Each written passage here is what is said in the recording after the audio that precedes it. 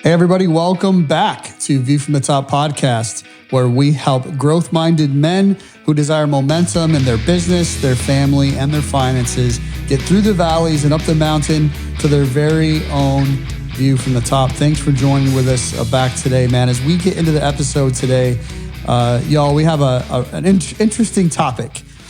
And the idea of building trust with our kids, but not just building trust. What about those moments when we've broken that trust? What does that look like for you? Maybe you've got a situation with one of your kids where you've got a lifelong challenge with trust. And maybe it's just you broke trust with one of your kids a week ago, and it's just a journey to earn that trust back. So we're going to talk about what it looks like to build trust with our kids, our children, and also what it looks like when maybe we've not done a great job with that. What are some things we can do to build that back? So as we get going today, let's get Big A in the studio to get us off and rolling. Big A, welcome. Wally, thank you. Thank you so much. We've had an interesting week this week. My mom fell last Thursday. I know. Those that have been on this journey with me for about a year know my mom's had a few health problems, and she fell and broke her femur. 89 years old. She had hip replacement last year, fell in the backyard. Listen, she was peeling potatoes. She threw the skin out in the yard for the deer. I'm like, Mom, deer don't need you to feed them. And got off balance, fell, and broke her femur. So now she's got a 15-inch rod, 8 screws, and 2 straps holding her leg together. So, Goodness. Hey, y'all that know my mom and have heard me talk about her, you couldn't kill her with a baseball bat. She is tougher than She's a pretty hardy, knot. I'll say. She is hardy. But other than that, Wally, I'm ready to roll. I'm doing great today. Yeah, it's good. Yeah, Me too. doing good. Robin and I were having a discussion about a number of things. One of them being, as my mom gets older, she lives in a mother-in-law apartment that's attached to our house, and she still drives. So y'all look out for a Toyota RAV if you're running around Nashville anywhere. But we're starting to think about putting these devices on her phone that you can track her. Oh, yeah. I'm sure you've seen those. Yeah. Some of them's called the Life 360, and then there's other apps and Find other my ways. phone. Find my You can, phone. You can Yeah. add Yes. family. All kind of stuff. But when I went to my mom, she said, I don't want you to do that. And I'm like, why, Mom? She goes, I don't want you tracking me. And I'm like, Mom, you're getting older, and what happens if you get out and, you forget where you're at or something like that? She goes, well, if you were worried about that, you ought to take the car away from me. Oh. She said, I don't want you to do that either. But I thought it would be an interesting topic for a second. What are your thoughts around that? Like, primarily, though, Robin and I started talking about it, and I'm going to hear from you first. But Sure. What do you think about doing that for your spouse? So we have done that with our daughters when they were younger in high school. And Sonia and I have done that for years. For yourself? You and her? Yeah. She can look on her phone where I'm at anytime. And Yeah. I can look on her phone where she's at anytime. Yeah. So a couple of months ago, this can get you in trouble. Oh, I know. Yeah. I mean, I didn't get in trouble. There was one time where Sonia called me. We were having a conversation, and she mentioned something about where I was. Like in total, like she had looked just to see I was probably supposed to be home or something. And she looked. She didn't call me up and be like, hey, where are you at? None of that. But she just called me up. We were having a conversation, and she mentioned something about a place that I had just been by. In total normal conversation, I had those moments. I was like, oh my gosh, where did I go? Like, what did I do? Did I I didn't. But it was interesting that I felt that way. So You felt violated. No, I thought maybe I did something wrong, because then I realized in that moment that she could see where I had been. And I'm like, did I go someplace I didn't? But I wondered, had I? Well, a couple of months ago, she went with a friend to watch a volleyball game with one of her daughters. And complete transparency here, it was one of those moments where I wasn't feeling real, what's the word I'm looking for? Secure in our relationship at that moment. I mean, it was literally probably a 2-day thing, but I don't know if you ever had that kind of thing where you just, something's going on, you just don't quite feel. Anyway, so I came down from the office. She had left about 1 o'clock or something. I came down from the office, and I noticed that her rings were on the table, like next to the key stuff.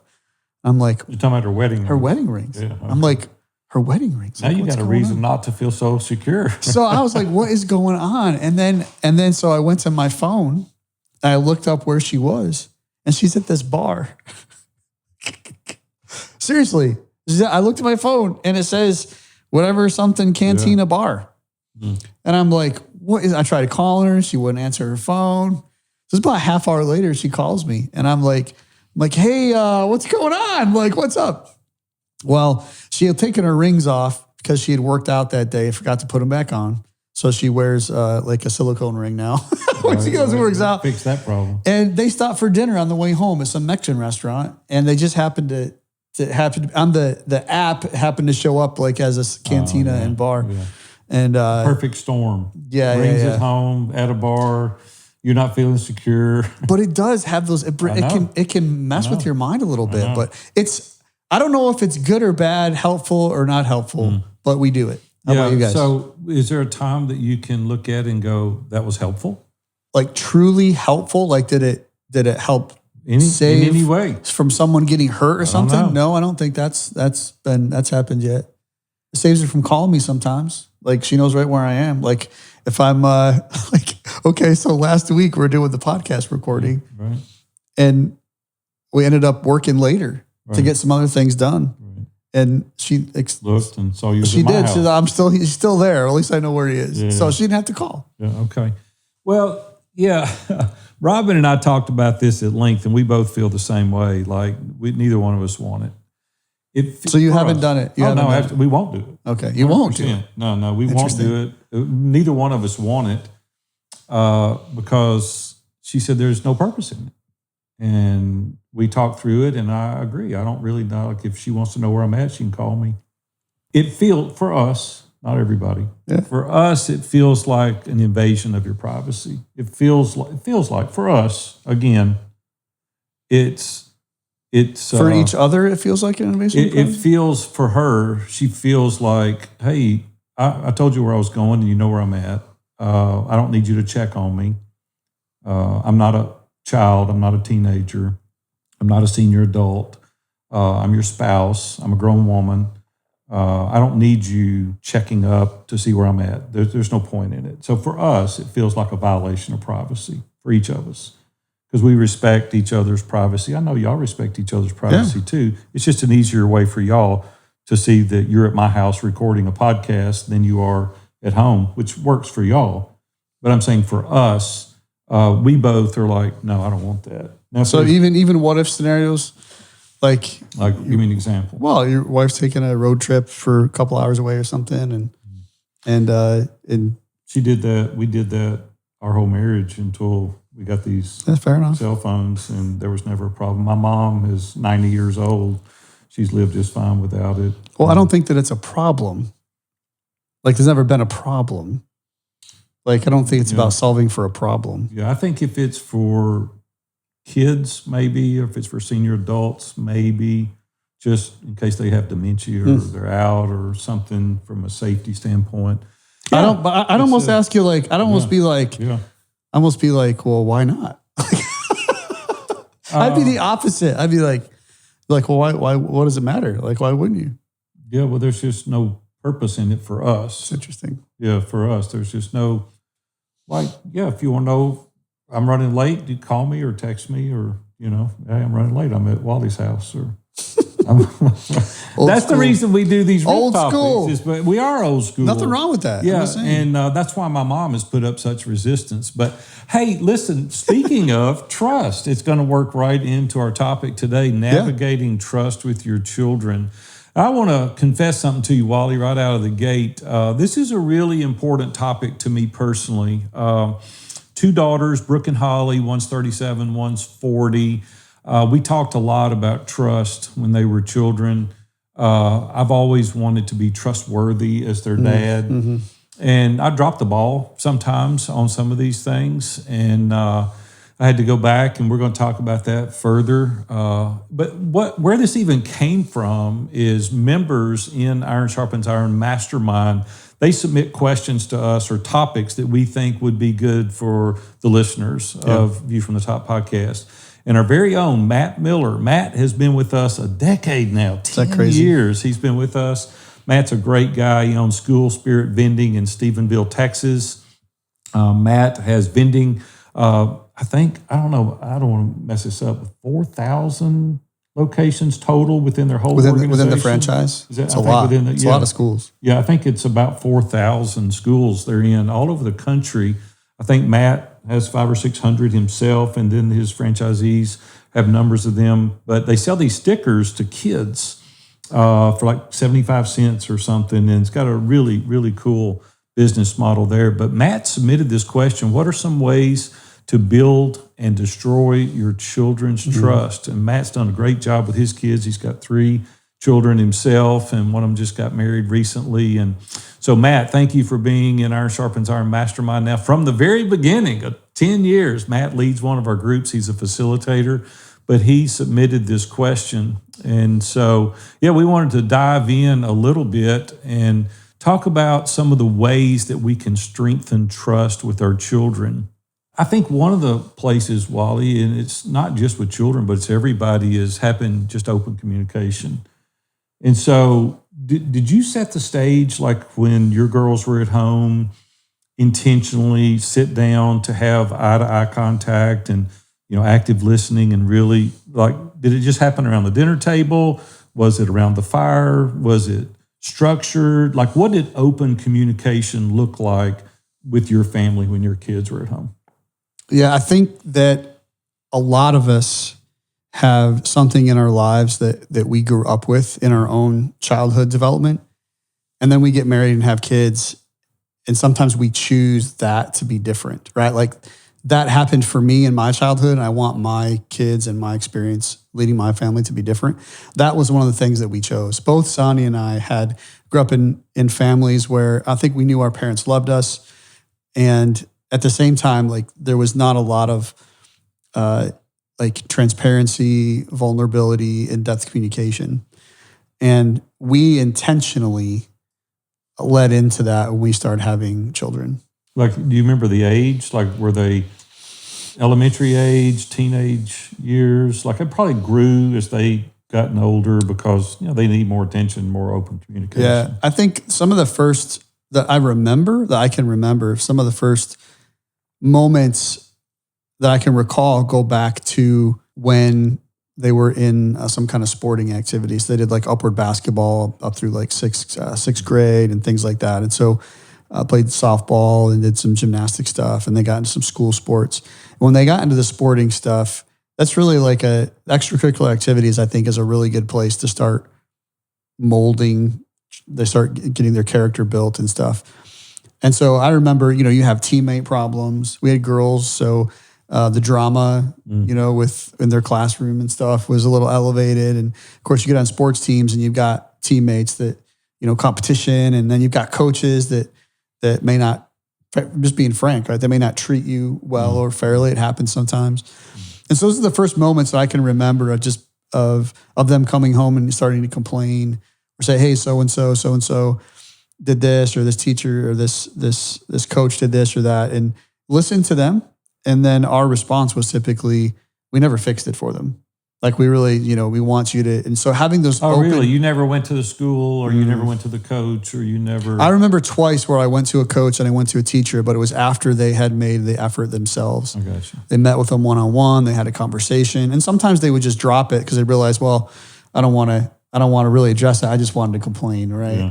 And so those were very intentional conversations that Sonia and I had about just being open and transparent and allowing them to develop. I think we were and then as we went on through teenage years, and obviously as they got a little bit older, it was around finances, it was around relationships. It was intentional. All 100%. For us, it was 100%. When you said that, it made me think of one time. Now I'm embarrassed, I've got to admit this to you publicly, but Brooke was in the 2nd or 3rd grade, and Brooke was a chatterbox, man. She could not quit talking. And the teacher called and said, Mr. Walker, we got a problem up here with Brooke. You need to come to our school. They went to a private Christian school called Davidson Academy, just outside of Nashville. Mm-hmm. And I'll never forget, I went up there, and a teacher came out in the hall, and I said, go get Brooke. And they said, well, can we just talk first? And I said, no, I want her to hear what I got to say. So we went and got Brooke, and brought her out to the hall. She's looking up and crying, and she's fearful. And I just thought life was over, man. And I asked the teacher, I said, what's the problem? And she said, well, Brooke won't quit talking. And I said, Brooke, is that true?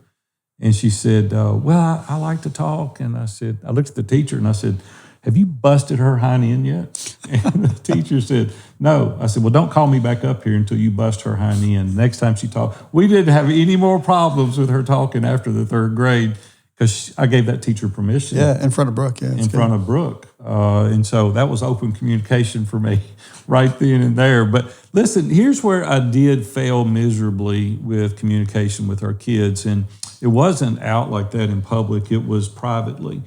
And what I mean by that is that when Robin and I would have disagreements, and I think that it's age appropriate about what I'm about to say, but we would never disagree in front of the girls.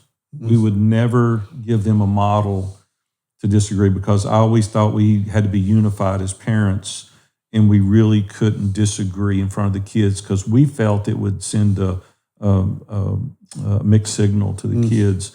And so consequently, the kids have had more difficulty in arguments because their parents didn't argue, they felt like something was wrong with them because they did. Right. And so we failed miserably there, I think. I think that age appropriately, there should have been things that we should have brought to the family rather than me and Robin privately discussing those. And another thing is we never had any financial discussions with our children as it related to difficult situations. Now, we all about celebrating, when things were going good. But when things were tight or we couldn't do certain things we wanted or we couldn't buy certain things that we wanted, there was never a family discussion. It was just, well, Mom and I decided not to do that, and so we're not going to do it. And I think that also hindered our children as young adults and even now, possibly because it's more difficult for them to work through financial matters because they didn't see their mom and dad. So I just want to encourage the listeners as you think through this, don't make some of the mistakes that Wally and I did, maybe do some things differently or take some of the things that sound beneficial to your family as we go through this. But I think that we started with open and honest communication revolving around the idea of building trust. Right. And the opposite happened. We'll talk a little about this a little bit later, but the opposite happens is true. Like without open and honest communication, I think that doesn't shut the door. Yeah, it doesn't help build like in those other moments. No, it doesn't. It completely shuts the door. Yeah, because usually when trust is broken, there's some type of something has happened for that to occur. And so if that happens, if trust is broken without open communication, there's no way to resolve it. No. Yeah. No, because you don't have a platform to share. Right. And that's what we really did. The girls, we always told them, hey, you can come to us and you can share anything.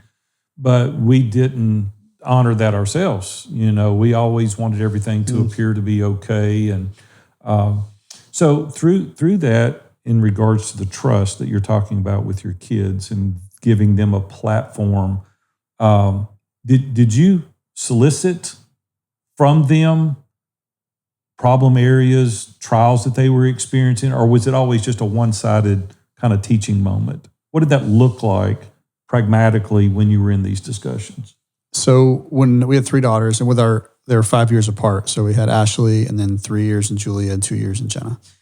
And I've gone back and apologized to Ashley for this, but I screwed her up pretty good the first 10 years, maybe 15 years of her life. I was that same thing you just mentioned. I wanted to look good on the outside. I wanted to keep her in line. Right. And I bought into that somehow, whether that's because... You think that was for her benefit or yours? Oh, it was totally for mine. 100% for mine. And then we started learning some things about personalities, and we started learning some things about a little bit deeper about our kids and raising them, and whether it was through some like videos and books and things like that. And we Sonia and I made a switch pretty quickly once we realized that. And that is like, how do we allow the girls to like be themselves? There's boundaries, and sin is a sin for anybody, but I'm saying as far as like each of them is their own individual. So giving a safe space for them to be able to talk about things and be themselves without like they can't say it because, Dad's going to look at me wrong, or he's going to automatically just come over top of me and, say, hey, you don't think this way or whatever. And I had those moments for sure, but we worked hard after, kind of messing Ashley up a little bit. We worked hard at not doing that. giving them space to be able to talk. I don't know about you, but I know with our daughters, like you create all this opportunity all evening long to have conversations. And then I'm super tired. It's 11 o'clock and there's this knock on the door and they sit on your end of the bed for an hour and just yak at you, telling about what's going on in their life and the struggles and challenges. And in that moment, sometimes I'd like be, trying to keep my eyes open. Sure. Yeah. But I look back now and I go, dang, what I wouldn't give to be having that hour conversation right now. Well, you're smarter now and you're more wise and you would have probably been a better communicator and a better listener. And but don't beat yourself up. And even the listeners out there today, if you failed in these areas, don't feel a sense of guilt and regret. Like, let's get better. From here forward, let's just get better. Let's just say, though, that you've created this environment that's safe for children. That's what we want. We want them to feel safe. Mm-hmm. It would be terrible for children not to feel safe in their own home, right? And so we as parents have to present this. But how would you describe safe? Let's just go there for a second. Because when you say safe, it's easy, I think, for all of us to think, well, of course they're protected. Like they're physically protected. Yeah.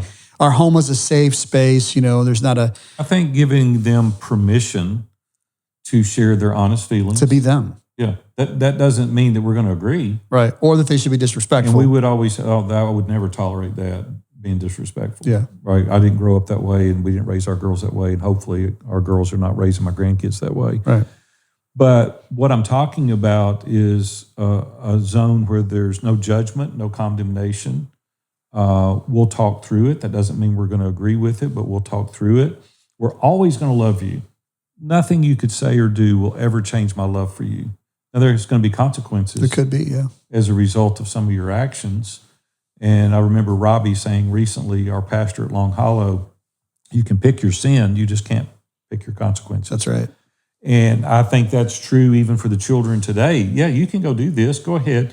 But as a result of that, there could be these consequences. And so I think having these kind of discussions with our children is healthy. But what I wanted to know is that what if they really disagree and it's not in alignment with your core values?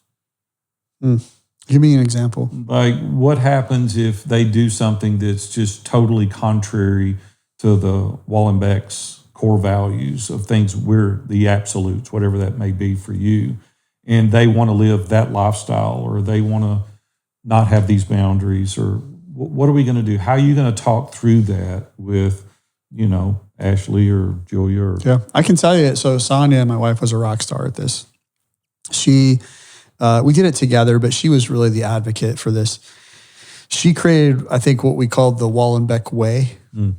And she would talk about like what the Wallenbeck girls do and how they do it. Now, that probably took on a little bit of potentially a negative, prideful connotation at times. So yeah, be mindful of that. I think that did at times. But the essence of what we were trying to get across to them is that as a family, as the Wallenbecks, like this is what God's called us to. And as mom and dad, like we have this, we explained all this. We've walked through this numbers of times. Each of them had moments in their life growing up, especially in teenage years where, well, I wouldn't say they would go against our core values, but they would choose, hey, I prefer to do this. They were pushing the envelope. Yeah, I would rather do this, I'd rather do this. And it was like, well, we hear you. Thank you for letting us know. This is what we've decided. We've considered what you've said. This is what we've decided, and here's why. It may not make sense to you, but this is as mom and dad, we're responsible. This is our Wallenbeck way, and we ask that you honor that. But you have to, here's the thing, like we can think all of these things that I'm saying in our heads and never actually talk to our children about it. And we lose that opportunity to really create connection and go deep with them. Yeah. To treat them like human beings. Right. That they are. And Wally, let's be honest, even on this talk, there are challenges that parents today are facing that you and I really didn't have to face. There's a lot of changes in life now, gender specific. There's alternative lifestyles. There's so many things from a technology standpoint that they're having to deal with today that we didn't. Yeah, there's a lot more exposure to those things. Yeah, for sure. Yeah, and so we've got to, be creative in the ways that we talk with our kids. But let's go back even a step further. is you can't just abruptly go in today if you've never had any open communication and go, okay, I listened to this podcast today and they said this is what we're going to do. Like, you've got to start with the foundational principles of loving them and nurturing them and listening to them on a very small scale before we get into these deep conversations. One of the things that I really liked is said that families that eat meals together have so much more opportunity in order to have these conversations because it feels like a safe environment. And I want to encourage you. Robin did a really good job with this. I'm not sure how y'all did as a family. Robin always had dinner ready, 5:30, 6 o'clock. We ate dinner together every night as a family. Some families listening to this right now can't, and we get that. But strive to one night a week or 2 nights a week. Just start making some attempt to have those meal times together. You just can't not spend time with your kids and expect them to come in there and respect you and listen to you without you nurturing that relationship. So don't go in there, jerk the rug out from under them tonight and say, this is what we're going to do from now on. A good tool for that, if you're not used to doing that, like if you're already thinking about it, man, if we have dinner, let's say that you don't normally eat dinner together, or even if you have dinner, you don't talk about things, things that matter. There's you can go out on Amazon and search like family table conversations, and there's tools like these little. Questions. We have one, yeah. There's a little box of all these little cards with questions in them, and each dinner, man, just pick a question out and read the question off, and then you answer it. To start, you answer it first as the dad. Like, you be vulnerable, you be transparent, you answer the question. And then lead well your family that way. It's just a super simple thing if you're not used to it or it feels uncomfortable. It's a great way just to start a conversation, whether that's at the dinner table. Another way you can do it too is your kids go to bed every night. Doesn't matter if they're a teenager or they're 5. At some point, they're going to head to their bedroom. Right. That's a great marker in the evening to say, okay, when they walk into their bedroom door, I'm walking in behind them or closely, and I'm just going to I'm going to kneel on the floor next to them while they're sitting on their bed, and I'm just going to hold their hand and pray for them. Like, even if you did that once a week, it's funny what things our kids remember. That's one of the things our girls remember, and I know I didn't do it nearly as much as the Holy Spirit was prompting me to, but they remember that. Yeah. And so you can do these little things. Just be creative, start somewhere, and be consistent. When I start thinking about the benefit of the kids' trust, I start thinking about it's really about them. We want to make this conversation about the kids. My spiritual mentor, Bob Warren, always said, let their story be their story. Don't match them, don't one-up them. Always actively listen to your kids. And I didn't do a good job of that early, but once I started getting involved in coaching and mastermind groups and mentoring, and then I was a mentee to Bob Warren for about 20 years. It really helped my active listening. It's really lock eyes with them, put down the laptop, put down the cell phone, turn off the notifications, get away from the TV, and really get involved in their lives, because kids want to be heard first. And I don't want you to shut them down. And you'll shut them down big time. As soon as that phone rings, you pick it up, you're done with them. So really start thinking about that. Give them your undivided attention. Sit down, call them by name, right? That's the greatest sound for any of us, is to be called by our name. And then make eye contact with them. Get down on their level. If they're little kids, right? Don't stand up. They have to look up, get down on their level with them. Don't interrupt them. Man, when you're talking to them, let them talk. And even if it's not making sense, that's where I messed up. Even if it's not making sense. Listen, when the kids were little, I wanted to fix everything. Yeah. It's like they tell me something, I'd interrupt them. Here's how you fix it. Well, I've learned that, oftentimes they just want you to listen. And so I just want to encourage you to show empathy, and that was something that I didn't score real high in, was empathy. And don't jump to conclusions. That's another thing that I would do. The girls would start talking, and I would already go 3 steps ahead of them and, have the solution for it. And I jump to conclusions also, and I try to fix it just immediately. And just really don't do that. No, those are great suggestions, man. I've failed at a few of those myself. Yeah, we all have, right? We can do better now. I can do better with my grandkids, as we go through this.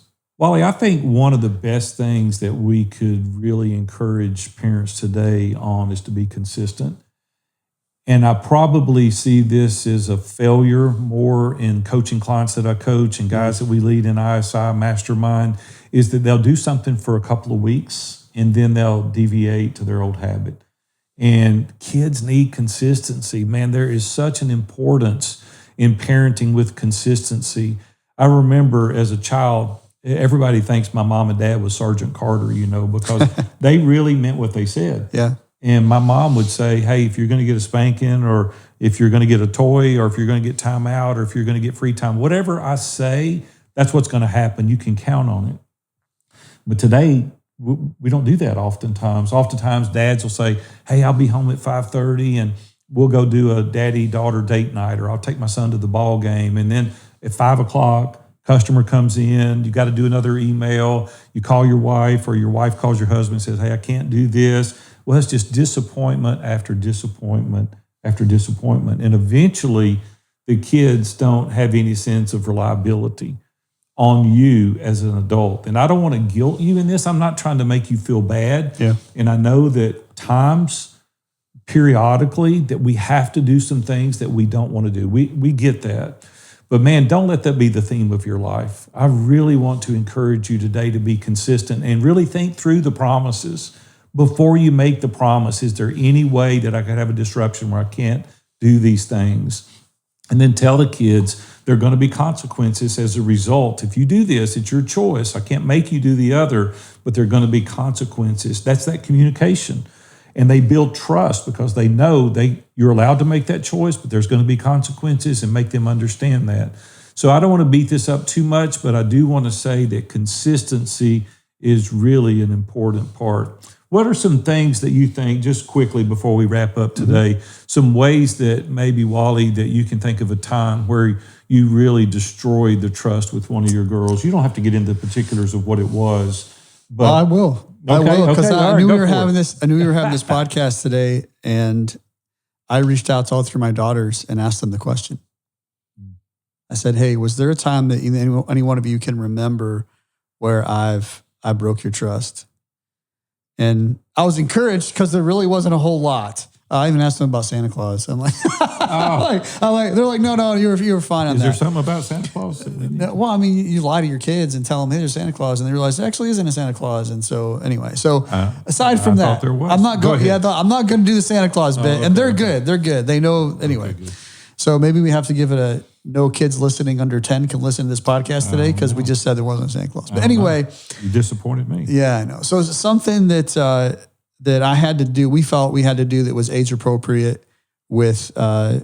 It's probably one of the most difficult, if not the top 3 hardest things I've ever had to do in my life, which was before we had kids, a year into our marriage. At the end of the day, I had an affair, and we never told them that had happened.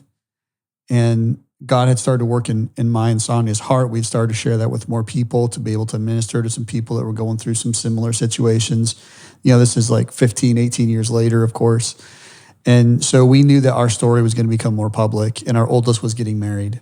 And we're like, okay, God just really impressed upon us. Now is the time. So I had to sit down in front of my 3 daughters and my son-in-law and one of my son-in-laws, my son-in-law to be, and can really confess like I'd done something wrong to them. But we shared with them, Sonia and I both shared with them the story of how it happened and why. And it was in that moment where, I mean, the light came out of their eyes for a few minutes. When I say a few minutes, I mean probably a couple of days toward me. They didn't look at me the same way for a couple of days. And God was restorative in that. It was a couple of days later, and we followed up with each of them individually and then all together, and everything was fine. But in that's the only thing that they could recall, is to say, Dad, I know you didn't do that to me directly, but isn't it interesting? Like even our sins in general affect other people in ways that we can never expect. And because my life had been a story of asking them for forgiveness when I was wrong, and owning things that I had done or I had said, and not blame or shift blame or any of that, because I had a history of doing that with them when I was raising them, not perfectly, but a history of it, that their ability to let me have that trust back came really, really quickly. Isn't it funny how resilient they are, Oh, kids? And I want to encourage the listeners today. Kids are resilient. And if they know you really love them and they know that you're making an apology and you want to have that bond and that reassurance to them, kids are resilient, man. They are so forgiving. They bounce back and they love you. But see, here's the problem is that we don't share that. They find out later and now there's a grudge. yeah.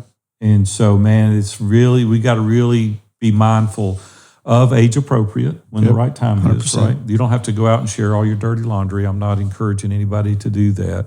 But your girls respect you and trust you more now than ever as a result of you being willing to do that. They actually wrote that in the text. Did they really? Yeah, they said because of that, we learned to love and trust you more. Yeah. Yeah. I remember years ago, I broke my kids' trust and shared it with them. And that night I went to bed and there was a note on my pillow that said, "You're still the best."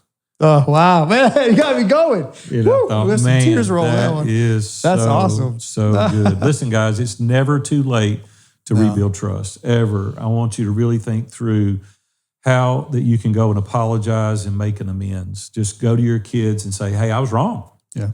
And this is what I want to do." Really emphasize the power around sincere apologies to your kids. Just say, emphatically, I'm saying to you, I'm sorry and I apologize and I want you to forgive me. And discuss how to apologize effectively, not only to your spouse, but to your kids and how they can come back to you with that. Just this open, genuine love, genuine compassion, genuine empathy, and just really apologize. And man, it would be so hard for people not to accept that kind of apology if you genuinely do it. And I just want to encourage you today to think about how you can build that trust with your kids. Just practice that active listening. When you're sitting there, get down on the floor, get at eye level, get in their world, go in there and lay across their bed in their bedroom. Do something to get in their world. I want to encourage you also not to judge too quickly. Just sit there and listen, even if you're right? It doesn't matter at that moment. Even if you're right, just sit there and listen. Don't judge them. Take your time with any solutions. And you're older and you're wiser and you do have solutions, but let them come to that on their own possibly, right? And just help them work through that solution, because when we own it ourselves, it sticks even better. And then age appropriately, I want you to give a level of trust, like in such as Wally's example with his kids, that may or may not be the right thing to you and for you. You have to work that out with your family. Mm-hmm.